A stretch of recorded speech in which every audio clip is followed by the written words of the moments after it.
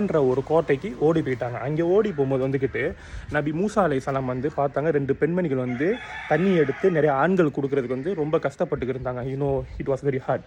So அந்த டைமில் நபி மூசா அலைஹிஸ்ஸலாம் என்ன பண்ணாங்கன்னா, அவங்க போய் அந்த பெண்மணிகளுக்கு வந்து உதவி செஞ்சுட்டு அங்கே போய் ஒரு மரத்தடியில் உட்காந்தாங்களாம். ஏன் அந்த மரத்தடிக்கில் உட்காந்தாங்கன்னா வந்துட்டு அவங்களுக்கு ரொம்ப டயர்டாக போச்சான். அப்பா முடியலடா, அப்போ அல்லாஹ் சுப்ஹானஹு வ தஆலா தானே நபி மூசா அலைஹிஸ்ஸலாம் துஆ செய்வாங்க, வேறு யார்கிட்ட கேட்க முடியும்? அப்போ நபி மூசா அலைஹிஸ்ஸலாம் சூரா அல் கஸஸ் வேர்ஸ் நம்பர் 24 இருக்குது இந்த ஆயத்து. நபி மூசா அலைஹிஸ்ஸலாம் துஆ செஞ்சாங்களாம். ரொப்பி இன்னி லீமா அன்ஸல்த இலைய மின் ஹைரின் ஃபகீர்.